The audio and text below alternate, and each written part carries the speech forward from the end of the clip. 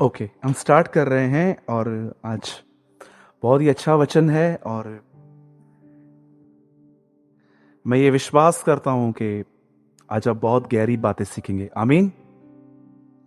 आइए, मैं चाहता हूं आप इस बात पे ध्यान दीजिए, ये आपके लिए बहुत ज़रूरी है। और मैं समझता हूं कि जिसने इस लेसन को नहीं सीखा है जो अब मैं आपको बता रहा हूं, वो अपने लाइफ में ठीक से डिलीवर नहीं हो पाए, वो ठीक से आजाद नहीं हो पाए जिन्होंने ये लेसन नहीं सीखा है। आप में से कितने लोग के बात जानते हैं प्रेयर और प्रेस में क्या अंतर होता है? What is the difference between prayer and press? अगर आप ये कहते हो कि सारी प्रॉब्लम्स प्रेयर से ही सॉल्व होती हैं, तो मैं आपको बताना चाहता हूं आपके पास अब तक अधूरा ज्ञान है। बहुत सारी जो प्रॉब्लम्स होती हैं प्रेयर से नहीं, पर कुछ प्रॉब्लम तब ठीक होती हैं जब आप परमेश्वर को प्रेस करना स्टार्ट करते हो। और आप जानते हैं कौन से लोग परमेश्वर को प्रेस करना नहीं जानते? कौन से लोग होते हैं जो परमेश्वर को प्रेस प्रेस को हिंदी में कहते हैं प्रभु की बड़ाई करना, प्रभु को ऊंचा उठाना, परमेश्वर के उस योग्यता को देख करके उसने हमारे लिए क्या किया है। मैं ये विश्वास करता हूं प्रेयर करना बहुत आसान है और प्रेस करना लोग नहीं सीख पाए हैं, उसका रीजन कुछ और है। मैं चाहता हूं आप सब ध्यान दीजिए। आप जानते हैं कौन से लोग प्रभु को प्रेस नहीं करते हैं? कौन से वो लोग होते हैं जिनको पता भी नहीं है कि प्रेस का मतलब क्या है? अधिकतर लोग जो होते हैं ना, उनको इसी तरह की विचारधारा में रहते हैं कि चलो फ्राइडे है, 7:30 बजे हैं, चर्च चलना है, वहां पर बैठना है और अटेंडेंस देके चले आना है। अधिकों के लिए कलीसिया यही है। लेकिन बहुत कम लोग होते हैं जो कलीसिया में इस तरह आते हैं कि देखें आज खुदा क्या बोलेगा, देखें आज परमेश्वर क्या बात करेगा, देखें आज हम स्कूल में जाके क्या लर्न करेंगे। आप जानते हो प्रेस करना क्या होता है? वो लोग कभी परमेश्वर को प्रेस नहीं करते हैं जिनको ये नहीं पता है कि परमेश्वर ने उनके लिए क्या किया है। मैं आपको सच कहता हूं, आप सोचो आपको कोई टाइम था, आपको किसी चीज की जरूरत थी, सबने आपसे मुंह फेर दिया था, लेकिन एक आदमी आपके साथ खड़ा हुआ। आप सोचो आप उसकी कितनी बड़ाई करते हो हर जगह पे कि यार मेरे को इस आदमी ने साथ दिया था। पर सोचो परमेश्वर के हमारे ऊपर कितने उपकार हैं। मैं आपको सच कहता हूं इस लेसन को सीखो। अब मैं स्टार्ट कर रहा हूं और मैं स्टार्टिंग के 10-15 मिनट इस टॉपिक पे बात करना चाहता हूं। आप जानते हैं एक समय था जब इजराइल के लोग 70 to 80% अपनी जर्नी पूरी कर चुके थे, तब उन्हें एक प्लेस मिली जिसका नाम था यरीहो। लेकिन प्रॉब्लम जानते हैं क्या था? इजराइल के अंदर एक अकेला शहर था ये, जो पूरी बाउंड्रीज के अंदर था, पूरा घेरा हुआ था, लोग उसमें जा ही नहीं सकते थे। और हुआ क्या, इजराइल को यहां से होके आगे जाना था और सब लिखा गया है वहां पर कि वहां के दरवाजे बंद थे। अब हुआ क्या, वहां पर यहोशू गया और जैसे यहोशू वहां पर गया, परमेश्वर की आवाज उसके पास आई। और देखिए परमेश्वर की आवाज उसके पास क्या आई। मैं चाहता हूं सब यहां ध्यान दीजिए। परमेश्वर की एक आवाज उसके पास आई कि एक काम करो, 6 दिन तक कुछ बोलना मत, लेकिन यहां पर सिर्फ चक्कर मारते रहना। पर 7वें दिन तुम चक्कर नहीं मारोगे, 7वें तुम जोर से जय जयकार करोगे। और जानते हो यहोशू ने क्या किया? सबसे बड़ी बात, यहोशू समझ पाया कि परमेश्वर क्या बोलना चाह रहा है। आपको पता है आजकल बहुत सारे 20-20 पुराने, 25-25, 15-15 साल पुराने लोगों से आप पूछोगे ना प्रेयर क्या है, जानते हो क्या उत्तर देंगे? संडे स्कूल का आंसर। प्रेयर का मतलब क्या है बेटा? बोल तो, परमेश्वर से बात करना। यही प्रेयर है आजकल। बोलो मेरे पीछे, बोलो प्रार्थना सिर्फ बोलना नहीं है, परमेश्वर को सुनना है। और बहुत सारे मूर्ख लोग जानते हैं क्या करते हैं? सच बताऊं, मुझे एक बात बताइए। अगर आपको यह पता चल रहा है कि एक आदमी प्रभु में आपसे 10 साल पुराना है और आपसे 10 गुना ज्यादा ब्लेस्ड है, तो मुझे पता हो आप उसको जब फोन पे बात कर रहे हो या सामने मिल रहे हो, आप उससे अधिक बात करोगे कि अधिक उसकी सुनोगे? हाँ जी, सुनेंगे कि बोलेंगे? अब बताओ, आप में और प्रभु में सबसे ज्यादा आत्मिक कौन है? आपके प्रभु। थोड़ा बिलीव करना मुश्किल है ना?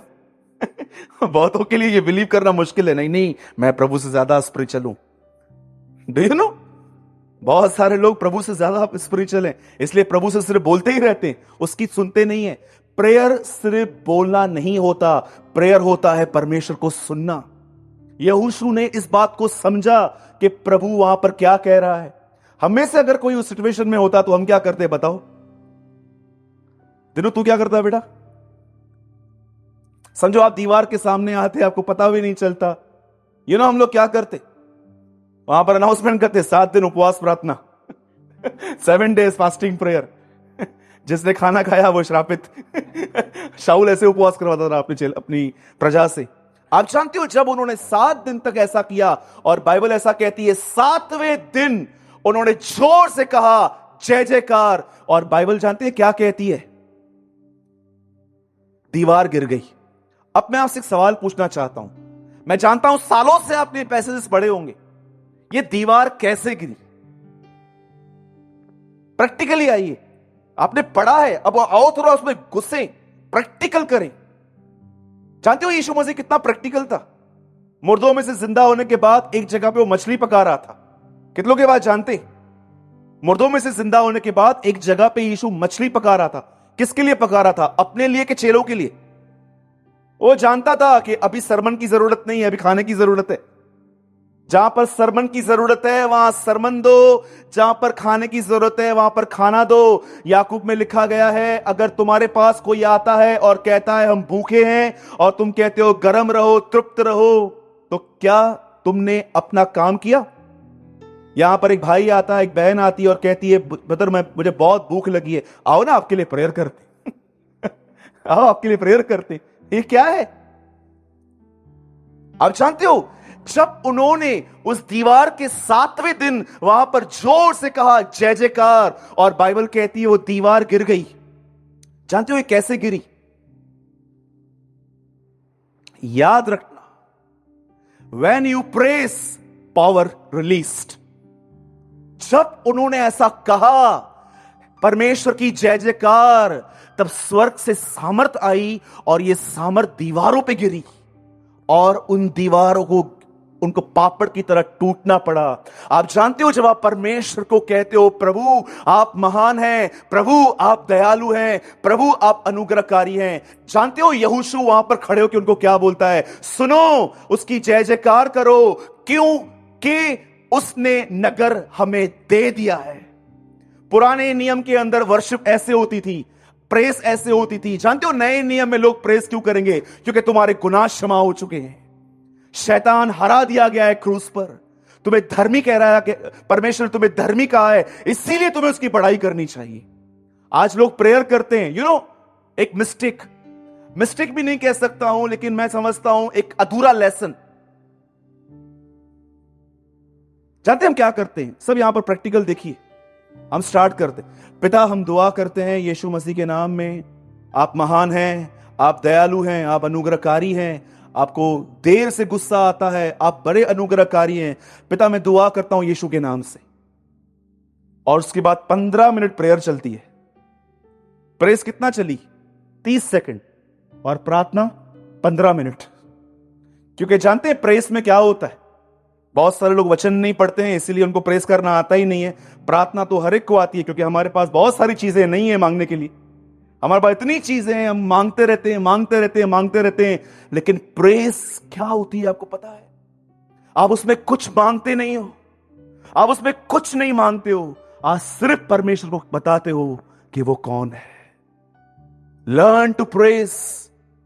प्रकाशित वाक्य बाइबल की अंतिम किताब है, और यह किताब अधिकतर यही दिखाती है कि स्वर्ग में सब लोग उसकी बड़ाई करते हैं।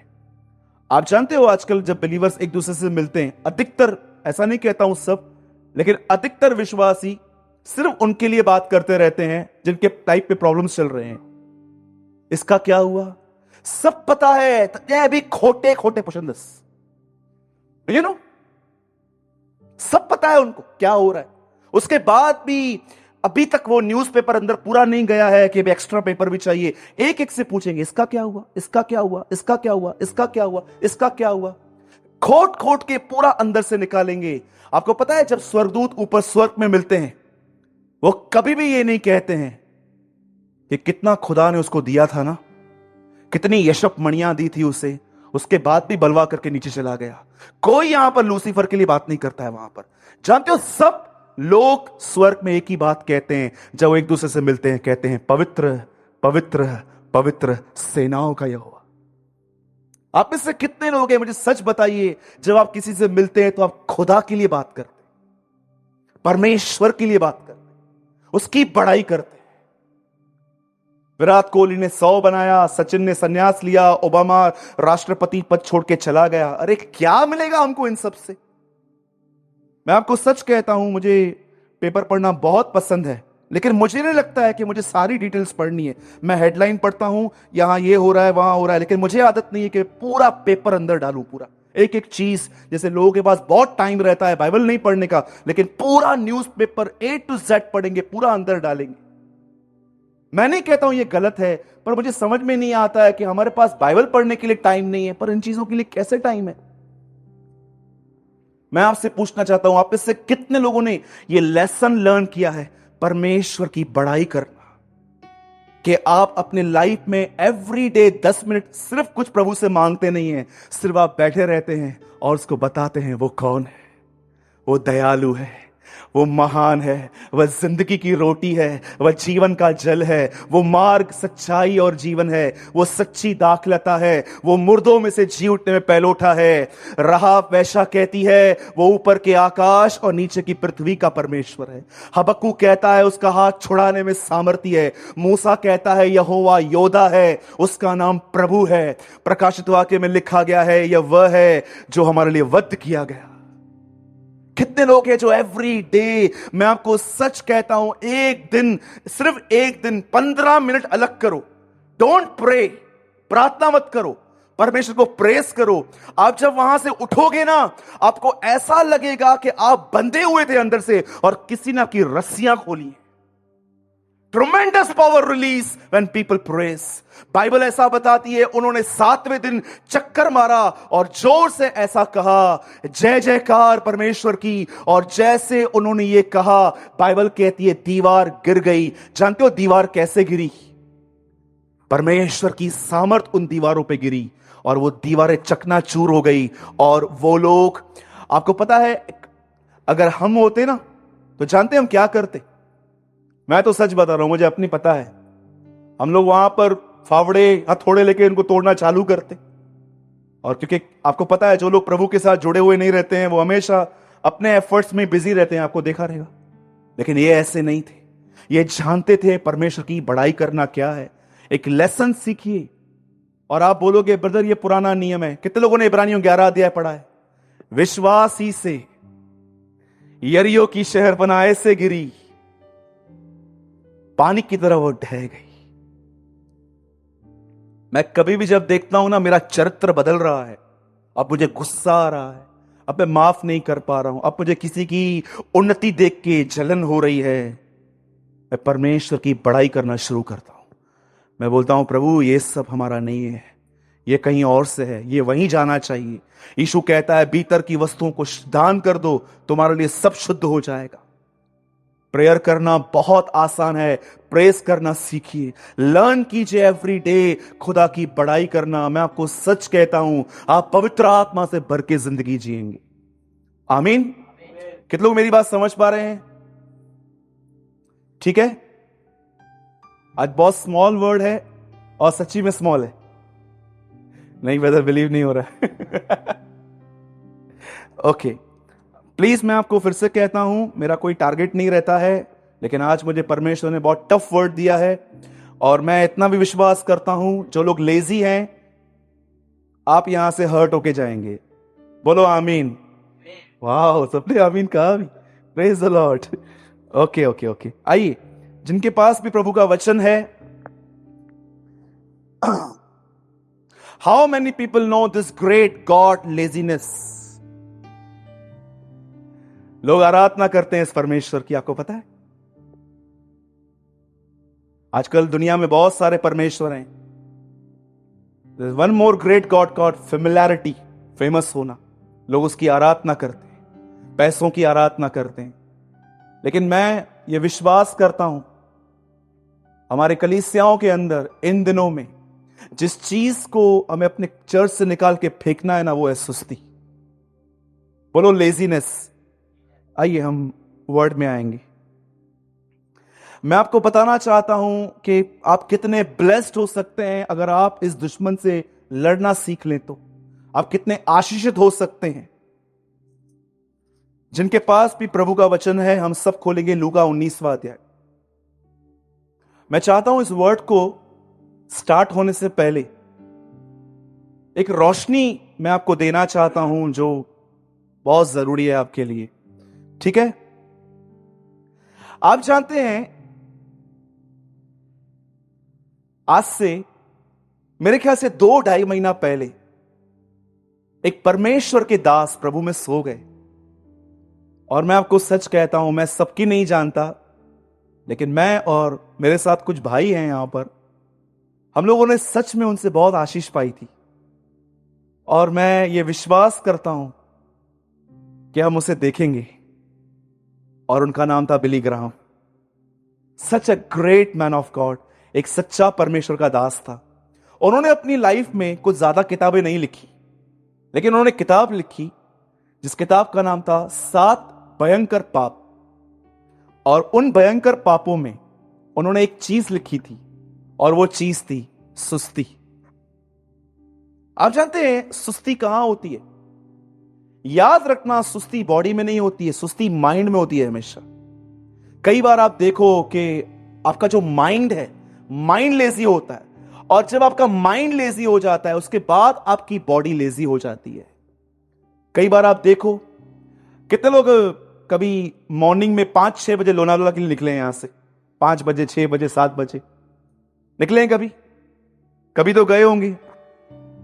कैसे हम लोग रात को जल्दी सो जाते हैं, सवेरे जल्दी उठना है। आप माइंड में डिसाइड कर लेते हो कि नहीं, सवेरे उठना है, कोकी बनानी है, दही देनी है, ये करना है, वो करना है। आप उठ जाते हैं ना। जानते हो आप क्यों उठे? क्योंकि आपने यहां पर फिक्स किया कि उठना ही है। लेकिन बहुत बार जब बिलीवर्स जब रात को सोते हैं, तो ये प्लान नहीं करते हैं कि मॉर्निंग में उठ के खुदा के साथ बैठना है। क्योंकि उनके लिए पता है ये चीज क्या है। उनके लिए ये चीज इंपॉर्टेंट नहीं है। उनके लिए इंपॉर्टेंट कुछ और चीजें हैं, ये चीज नहीं है। मुझे बताइए, आप में से कोई है यहां पर लास्ट टाइम आपने कब डिसाइड किया था कि मुझे मॉर्निंग में इतना जल्दी उठना है? रीजन सिर्फ परमेश्वर के साथ संगति करने के। टेल मी, क्या बगीचा दिया परमेश्वर ने आदम को, उसे जंगल बना दिया। क्या बगीचा दिया परमेश्वर ने दाऊद को, और दाऊद ने सुलेमान को, सुलेमान ने उसका जंगल बना दिया। क्या जिंदगी होनी चाहिए थी हमारी, पर हमारी सुस्ती की वजह से आज हमारी जिंदगी, कईयों की जिंदगी जंगल बन गई है। जबकि हमारे पास फ्रूट्स होने चाहिए थे, एक अच्छा स्वभाव होना चाहिए था, पर बहुतों के लाइफ में सिर्फ कांटे हैं। थोड़ा टच करोगे ना उनको, उनकी रूट वर्ड्स बाहर आते हैं, उनका एंगर बाहर आता है। जानते हो, यीशु मसीह ने एक जगह पे कहा तुम व्यभिचार न करना, ये तुमने सुना था, पर मैं तुमसे कहता हूं मन में मत करना। आप जानते हो किसी को टच करने का, एक टच करना व्यभिचार है, लेकिन इसकी जड़ क्या है? ये माइंड से शुरू होता है। क्या आपको पता है आप में से बहुतों की ग्रोथ क्यों रुकी हुई है? क्योंकि जड़ जानते क्या है? लेजीनेस है, सुस्ती है। मैं आज आपको बाइबल में से एक ऐसे आदमी से मिलवाना चाहता हूं, तो देखो इस आदमी के अंदर कितनी ज्यादा एक्टिवनेस है। लेकिन उससे पहले मैं एक चीज बताना चाहता हूं। आप में से कितने लोगों ने पुराने नियम में यह वचन पढ़ा था? प्रभु इज़राइल को कहता है, मैं तुम्हें एक ऐसे देश में ले जा रहा हूं जहां पर दूध और मधु की धाराएं बहती है। कितने लोगों ने पढ़ा है यह वचन? हाथ उठाइए लंबा। मैं तुम्हें एक ऐसे देश में लेके जा रहा हूं जहां पर दूध और मधु की धाराएं, मतलब नदियां। अब मुझे बताइए, आप भी जानते हो, मैं भी जानता हूं, ऐसी कोई नदी नहीं होती है। तो परमेश्वर बोलने की कोशिश क्या कर रहा था? आप जानते हो ना, प्रकाशित हुआ कि पूरा सिंबल्स का किताब है, टोटली सिंबल्स। वो कहता है मैंने मेमना देखा। अब मुझे बताइए, स्वर्ग में बकरियां, भेड़े कहां से आ गई? वो यीशु को देख रहा है, लेकिन लिखता क्या है? मैंने मेमना देखा। वो सिंबल है। वैसे ही परमेश्वर पुराने नियम में उन लोगों से कहता है, मैं तुम्हें एक ऐसे देश में लेके जा रहा हूं जहां पर मधु और दूध की धाराएं बहती हैं। इसका मतलब क्या है? आप जानते हो दूध निकालने में कितनी मेहनत लगती है? और हनी कहां होती है? शहद ऊपर होती है, चढ़ना पड़ता है, रिस्क लेनी पड़ती है। जानते हो परमेश्वर लोगों को क्या बोलने की कोशिश कर रहा था? मैं तुम्हें ऐसे नगर में ले जा रहा हूं जहां पर तुम्हें बहुत मेहनत करनी है, तुम्हें वहां पर हार्डवर्क करना है।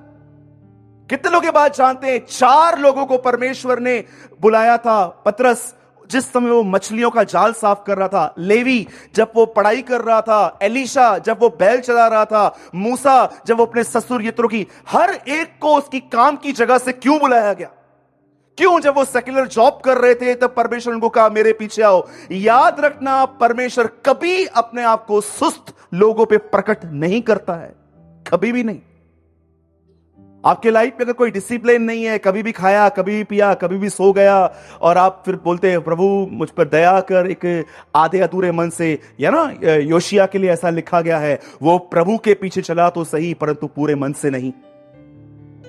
आज आप सीखिए इस आदमी से जिसका आज जिक्र हमारे बीच में हो रहा है। देखो इस आदमी ने क्या किया, कितना प्रैक्टिकल है ये आदमी। लूका का 19वां अध्याय, और कोई मेरे साथ पढ़िए 5वां वचन, 19 वर्स 5। जब यीशु उस जगह पे पहुंचा तब यीशु ने ऊपर दृष्टि की और क्या देखा? हे जक्कई, झट उतरा, क्योंकि आज तुझे मेरे घर में रहना अवश्य है। सबने सुना? मैं आपके लिए फिर से पढ़ता हूं, अगर आपका ध्यान ना हो तो फिर से सुनिए। जब यीशु उस जगह पहुंचा तो ऊपर दृष्टि करके उससे कहा, हे जक्कई, झट नीचे उतरा, क्योंकि आज मुझे तेरे घर में रहना अवश्य है। नाउ लिसन, सुनिए। बाइबल एक व्यक्ति के लिए बताती है, उसका नाम था जक्कई, और इसका बहुत कुछ इसके लिए लिखा गया है। सबसे पहले यह लिखा गया है, यह धनी था और ये टैक्स कलेक्टर था। उन दिनों में रोम सरकार के लिए काम करता था। और हुआ क्या जानते हैं? इसने यीशु के लिए कुछ सुना और एक जगह पे खड़ा हो गया यीशु को देखने के लिए। लेकिन जब इसे यह पता चला कि इतनी भीड़ है और वो उसकी हाइट कम थी, तो जानते हो उसने क्या किया? उसे लगा कि शायद वो वहां से पास होगा और मैं देख न पाऊं। इसके लिए बाइबल ऐसा बताती है कि वे ऊपर गया, एक गुल्लर के पेड़ पे चढ़ गया और वहां से बैठकर वो यीशु मसीह का इंतजार कर रहा था। और जैसे यीशु गया, आप में से कितने लोगों ने इस बात को ऑब्जर्व किया? इतनी सारी भीड़ थी, लेकिन यीशु मसीह को पवित्र आत्मा ने किसके घर पे जाने के लिए नहीं कहा? सिर्फ एक के सिवाय, और वो था जक्कई। और यीशु उसे कहता है, जक्कई नीचे उतर। और जैसे वो उसके घर में जाता है, अब तक यीशु ने कोई प्रचार भी नहीं किया था, रास्ते पर ही उसकी लाइफ चेंज होना चालू हो गई। घर पहुंच के वो कहता है, मैंने बहुतों को लूटा है यीशु, मैं आज सबको वापस कर रहा हूं। अब तक उसने किया भी नहीं था। और यीशु उसको देखकर कहता है, देखो आज इस घर में उद्धार आया है। अब मैं आपको कहानी का दूसरा हिस्सा बताता हूं। हमारी कलीसियाओं की आज ये हालत है। अब मुझे बताइए, जब यीशु को पता, सब जक्कई को पता चला कि मैं उससे नहीं देख पाऊंगा क्योंकि मैं नाटा हूं, क्या वो घर चला गया?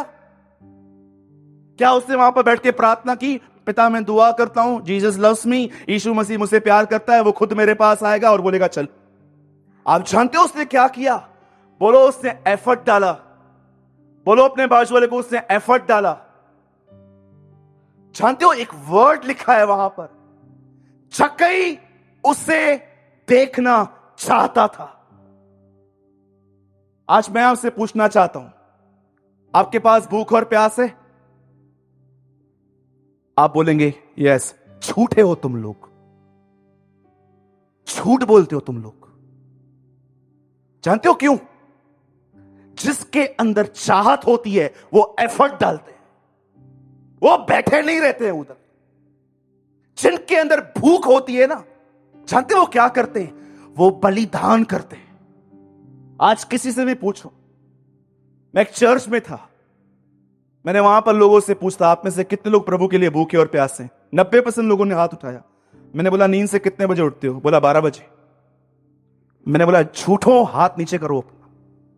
जानते हो, इस वर्ड को आज यहां से लेकर जाओ। लिखा है वो उसे देखना चाहता था। जिसके अंदर चाहत होती है ना, वो बैठे नहीं रहते हैं।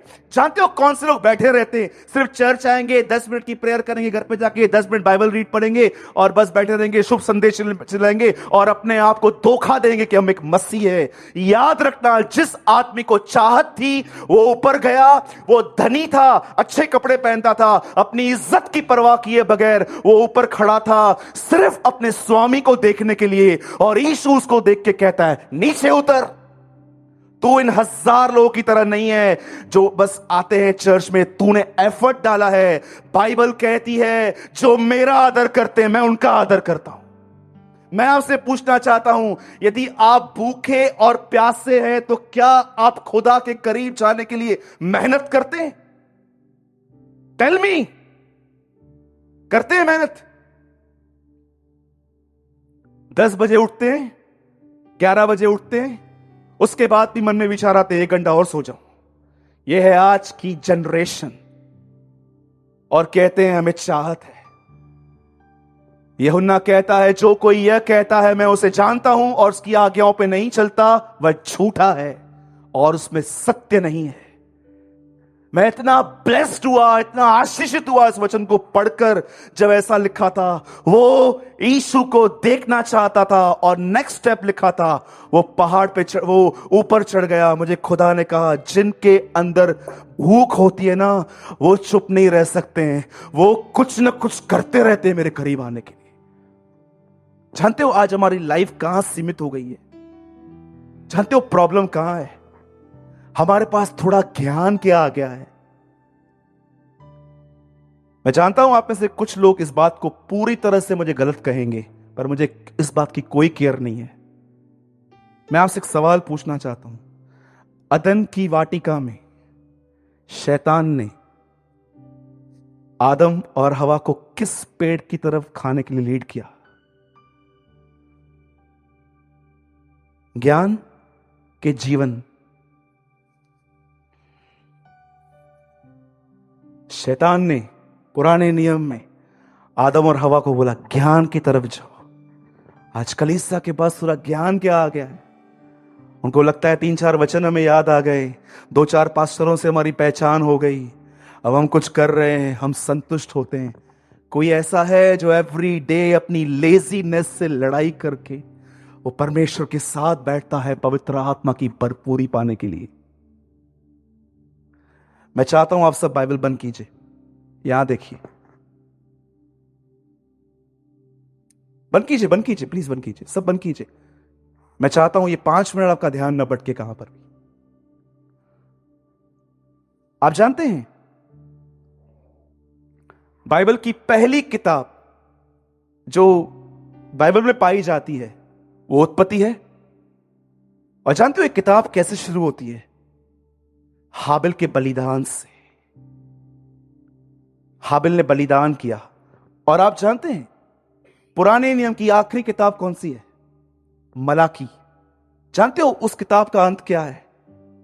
बलिदान। परमेश्वर ने जब इस दुनिया को बनाया तब परमेश्वर ने अपने लोगों से कहा अगर तुमसे गुनाह होगा तो तुम्हें बलिदान लेना है। वो बलिदान मेरे पास लाना है, उस बलिदान पे हाथ रखना है। तुम्हारे गुनाह उसके ऊपर आ जाएंगे और वो मरेगा। आज भी गांव खेड़ों में बहुत जगहों पे बलिदान होते हैं, लोग मारते हैं। और जानते हो परमेश्वर ने पुराने नियम में क्या कहा था? जब भी तुम बलिदान लेकर आओगे तो तुम पूरा बलिदान चेक करोगे कि कहीं उसकी आंख, हाथ, पैर जो भी होने चाहिए वो सब अच्छे होने चाहिए। डैमेज बिल्कुल मत लेके आना, बकरा हो कोई भी हो। और आप जानते हैं बाइबल का अंतिम किताब मलाकी है। वहां पर परमेश्वर ने इज़राइल से क्विट कर दिया, बोला बस अब तुम लोग मेरे नहीं हो। जानते हो उन्होंने क्या किया? उन्होंने अंधा बकरा, लंगड़ी बकरी, किसकी कोई बकरी बीमार जो सस्ते में मिल जाती है वो प्रभु के भवन में लेके आ जाते थे। और जानते हो उन दिनों में याजक जो यहां पर खड़े होते ना, पास्टर और प्रीचर, वो भी इतने करप्ट हो चुके थे कि वो भी लेते थे। सच बोलता हूं। और जब परमेश्वर ने याजकों को बोला तुम दरवाजा बंद करोगे कि नहीं करोगे मुझे बताओ, अगर तुम नहीं करोगे ना मैं बंद कर दूंगा। और जानते हो उन्होंने दरवाजा नहीं बंद किया और परमेश्वर ने दरवाजा बंद कर दिया। और परमेश्वर ने 400 साल तक कोई भविष्यवक्ता नहीं भेजा। और भविष्यवक्ता न भेजने की वजह से एक पंथ बीच में खड़ा हो गया। सब इस पंथ को जानते होंगे, फरीसी। जानते हो जिनके पास खुदा कलाम नहीं पहुंचता है वहां पर लोग कैसे बन जाते हैं? फरीसी। यू नो फरीसी का मतलब समझते? बाहर से साफ सुथरा जीवन, ड्रिंक बंद कर दिया है, स्मोकिंग बंद कर दी है, ये बंद कर दिया है, ये बंद कर दिया है, अंदर पूरा कचरा भरा हुआ। पैसों के प्रेम, लोभी, चीजों का प्यार, लड़ाई झगड़े, नफरत, अंदर पूरा ये जीवन और बाहर बहुत अच्छे। यीशु कहता है ये उन कब्रों के समान है जिन पर लोग चलते तो हैं पर वे नहीं जानते। आप सोचो, कब्र के पास जाओ, क्या टोकरा पड़ा रहता है, रिंगर्स पड़े रहते हैं, मार्बल लगा हुआ रहता है, आप देखते हो कितनी अच्छी कब्र है। पर मैं आपसे पूछता हूं अगर कब्र का दरवाजा हटाया जाए कितने लोग वहां पर ठहर पाएंगे? आप बोलेंगे बंद कर यार, बदबू आ रही है। यीशु कहता है कुछ लोग उन कब्रों के समान हैं जिन पर लोग चलते तो हैं पर वे नहीं जानते हो किन पे चलते हैं। जानते हो यीशु क्या बोल रहा था? बहुत सारे लोग ऐसे हैं जो बाहर से सजे सजाए हैं, बहुत सारी बहनें पूरा दुपट्टा कवर करेंगी, भाई लोग आराम से बैठेंगे, लेकिन अंदर से बाइबल कहती है ये बदबू से भरे हुए हैं। ये मैं नहीं कहता हूं, ये कलाम मुकद्दस, ये परमेश्वर का वचन कहता है। मैं आपसे पूछना चाहता हूं क्या आप एवरी डे अपने आप से लड़ते हैं? जब परमेश्वर ने पुराने नियम में देखा कि बलिदान करप्ट हो चुका है, परमेश्वर ने बंद कर दिया और एक नया काम स्टार्ट किया परमेश्वर ने, चर्च, कलीसिया। आप जानते हो परमेश्वर ने पुराने नियम के अंदर जब देखा कि कोई बलिदान नहीं कर रहा है, ये बलिदान ऐसे कर रहे हैं, प्रभु ने वहां पर यह काम बंद करके एक नया काम चालू किया, कलीसिया। और मैं आपको एक बात बताना चाहता हूं, आपको सुन के थोड़ी हैरानी होगी। जानते हो बाइबल क्या कहती है? जो स्वाभाविक थे वो नहीं छोड़े गए, तो तू तो जंगली है, तू कैसे बचेगा? इसका मतलब जानते हैं क्या है? याद रखिएगा इस बात को, चाहे आप मानो या ना मानो, यह सच है। जब तक यीशु मसीह नहीं आता है तब तक सिर्फ अनुग्रह है। जिस दिन वो आया, बहुत जल्दी आपको एक न्यूज मिलेगी, बहुत जल्दी 7,000 8,000 करोड़ दुनिया से गायब हो गए हैं लोग। आपको पता है इस बात को? ये जो शिवाजी चौक है, ये जो बहुत सारी जगहों पे ना गाड़ियां ठुकी हुई पड़ी रहेंगी, ये चीजें यहां वहां पड़ी रहेंगी, लोग गाड़ियां खोलेंगे, बॉडी गुम हो गई, अरे लोग कहां गए? उठा के ले गया उनको ले गया, उनका रैप्चर हो गया। जानते हो जब यीशु मसीह आके चला जाएगा, अनुग्रह खत्म हो जाएगा और उसके बाद जिसे तुम परमेश्वर पिता कहते हो ना, तुम उसमें वापस यहोवा को देखोगे। ये मैं नहीं कहता हूं, ये बाइबल कहती है। तुमने मुझे पुकारा और मैंने तुम्हारी नहीं सुनी, क्योंकि जब मैंने तुमको पुकारा था तुमने मेरी भी नहीं सुनी थी। ये समय है, अपने आप को जगाइए, परमेश्वर के साथ बैठिए। दिन बहुत बुरे चल रहे हैं, 2018 से बुरा 2019 है, इफिसियों में लिखा है दिन बुरे हैं।